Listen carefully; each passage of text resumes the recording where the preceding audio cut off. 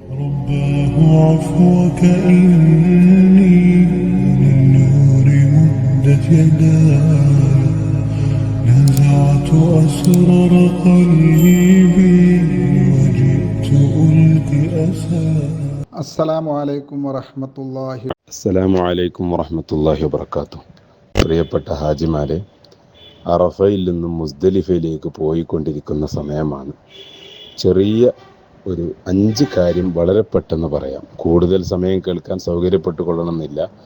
മുസ്ദലിഫയിലേക്ക് പോകുന്ന സന്ദർഭമാണ്. 5 കാര്യങ്ങൾ നമ്മൾ മനസ്സിലാക്കി വെക്കുക. അകപ്പൊരുളിനെ കുറിച്ചാണല്ലോ നമ്മൾ പറയുന്നത്. മുസ്ദലിഫയുമായി ബന്ധപ്പെട്ട് എന്തൊക്കെയാണ് ഹജ്ജിൻ്റെ അകപ്പൊരുളുകൾ? ഒന്നാമതായി നമ്മൾ മനസ്സിലാക്കാനുള്ളത്, അറഫ വിശാലമായ അറഫ മൈതാനിയിൽ ഒരുമിച്ച് കൂടുന്നത് ആരൊക്കെയാണ്? 1, അള്ളാഹുവിൻ്റെ മലക്കുകൾ. 2, അള്ളാഹുവിൻ്റെ ഔലിയാക്കളും അഖ്താബുകളുമായ വലിയ മഹാന്മാർ. 3, നമ്മളെപ്പോലെ ഹജ്ജ് ചെയ്യാൻ വരുന്ന സാധാരണക്കാരായ ആൾക്കാർ. മലക്കുകളും അള്ളാഹുവിൻ്റെ ഔലിയാക്കളൊക്കെ അള്ളാഹുവിൻ്റെ അടുക്കൽ പാപമില്ലാത്ത ആളുകളാണ്. അഥവാ വന്നു പോയാൽ തന്നെ ഔലിയാക്കളിൽ നിന്ന് വല്ലതും വന്നു പോയാൽ അവർ പെട്ടെന്ന് തൗബ ചെയ്ത് മടങ്ങും.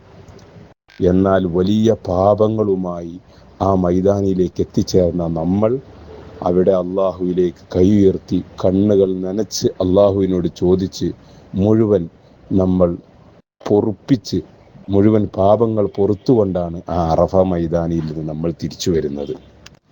അഥവാ മുസ്ദലിഫയിലേക്ക് എത്തുമ്പോഴേക്ക് അള്ളാഹുവിൻ്റെ മലക്കുകളാണെങ്കിലും ഔലിയാക്കളാണെങ്കിലും സാധാരണ ഹാജിമാരാണെങ്കിലും പാപങ്ങൾ പൊറുത്തുകൊണ്ടാണ് മുസ്ദലിഫയിൽ വരുന്നത്. എല്ലാവരും പാപമുക്തരായിക്കൊണ്ട്. അള്ളാഹുവിന് വലിയ ഇഷ്ടമുള്ള ഒരു സന്ദർഭമാണത്. മുസ്ദലിഫയിലേക്ക് എല്ലാവരും പാപമുക്തരായി അവിടേക്ക് എത്തുന്നു.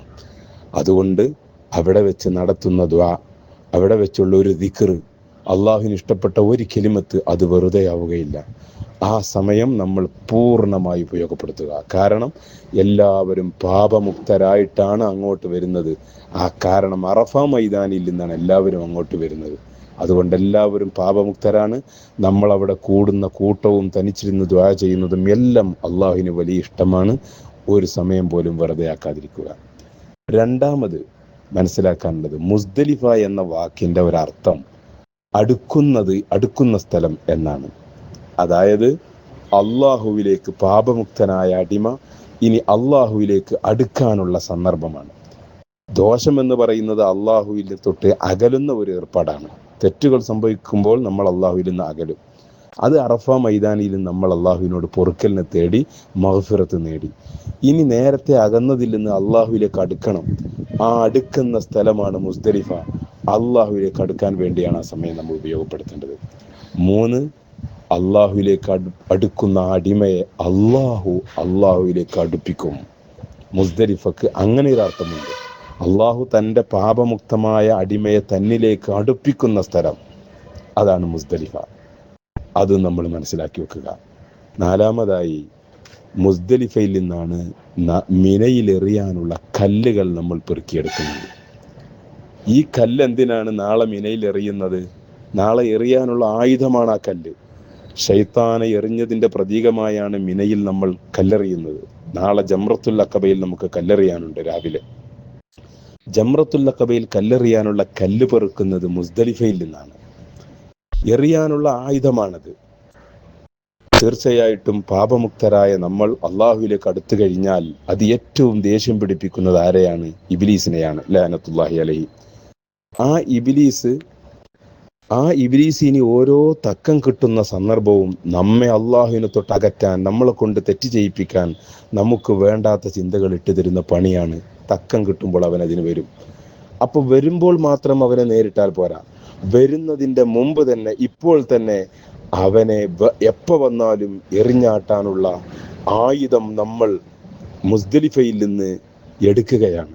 കല്ലുകൾ നാളെ എറിയാനുള്ള ആയുധമാണെങ്കിലും അതോടുകൂടെ നമ്മുടെ മനസ്സിലേക്ക് ഒരായുധം നമ്മൾ കെറ്റിവെക്കേണ്ടതുണ്ട്. എവിടെ ഇബ്ലീസിനെ കണ്ടാലും ഇബ്ലീസിനെ ആട്ടിയകറ്റാനുള്ളൊരു മനക്കരുത്ത് ഈ കല്ല് പെറുക്കുന്നതോടുകൂടെ നമ്മൾ മനസ്സിൽ കരുതണം. അള്ളാഹുവെ, ഞാൻ ഈ കല്ല് പെറുക്കുന്നത് നാളെ മിനയിൽ എറിയാനാണ്. പക്ഷെ അതോടുകൂടെ എൻ്റെ മനസ്സിലേക്ക് ഞാൻ ചില ആത്മീയമായ ആയുധങ്ങൾ കയറ്റുന്നുണ്ട്. എപ്പോൾ ഇബ്ലീസ് ദുർമോഹങ്ങളുമായി എൻ്റെ അടുക്ക് വന്നാലും അവൻ ആട്ടിയകറ്റണം. നിസ്കരിക്കണ്ട എന്ന് പറയുമ്പോൾ അവൻ ആട്ടിയകറ്റി ഞാൻ നിസ്കരിക്കും. നോമ്പ് നോൽക്കണ്ട എന്ന് പറയുമ്പോൾ ദിക്ർ ചെല്ലണ്ട എന്ന് പറയുമ്പോൾ അവൻ ആട്ടിയകറ്റി ഞാൻ ദിക്ർ ചെല്ലും. പള്ളിയിലേക്ക് ജമാഅത്തിന് വേണ്ടി പോകണ്ട എന്ന് പറയുമ്പോൾ ഞാൻ നിർബന്ധപൂർവ്വം അവനെ തോൽപ്പിക്കാൻ വേണ്ടി പോകും. അങ്ങനെയുള്ളൊരു ആത്മീയ ആയുധം കൂടെ ആ കല്ലിൻ്റെ കൂടെ നമ്മൾ കരുതണം. അഞ്ചാമതായി മനസ്സിലാക്കാനുള്ളത്, അറഫയിൽ നിന്ന് മുസ്ദലിഫയിലേക്ക്, മുസ്ദലിഫയിൽ നിന്ന് മിനയിലേക്ക്, മിനയിൽ നിന്ന് കഅബയിലേക്ക്, ഇങ്ങനെ ഓരോ സ്ഥലത്തിരുന്നും ഓരോ സ്ഥലത്തേക്ക് ആളുകൾ കൂട്ടം കൂട്ടമായി പോവുകയാണ്. നമ്മളും അതിൽ ഒരു ചെറിയ അണുവായി മുന്നോട്ട് നീങ്ങുകയാണ്. ആ ഓരോ ഘട്ടങ്ങളിൽ നിന്നും അടുത്ത സ്ഥലത്തേക്ക് പോകുമ്പോൾ മഹ്ശർ നമ്മൾ ഓർക്കണം. മഹ്ശറിൽ, ഖബറിൽ നിന്ന് മഹ്ശറിലേക്ക്, അങ്ങനെ ഓരോ, അവിടെ നിന്ന് സിറാത്തിലേക്ക്, അവിടെ നിന്ന് സ്വർഗത്തിലേക്ക്, അങ്ങനെ പോകുന്ന ഓരോ ഘട്ടവും നമ്മൾ മനസ്സിലോർക്കണം.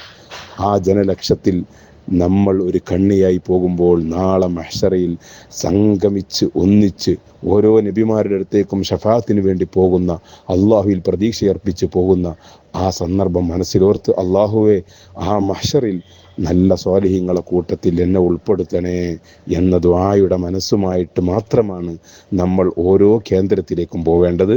അള്ളാഹു തൗഫീക്ക് നൽകുമാറാവട്ടെ. ഇത്രമാത്രം പറയുന്നു. നിങ്ങൾ പ്രിയപ്പെട്ടവരെ, ഞങ്ങളെയും കൂടെ ദുആകളിൽ ഉൾപ്പെടുത്തുക. മുറാദുകളൊക്കെ ഹാസിലാകാനും ആഖിറം വിജയിക്കാനും നിങ്ങൾ ദുആ ചെയ്യുക. അസ്സലാമു അലൈക്കും വറഹ്മത്തുള്ളാഹി വബറകാതുഹു.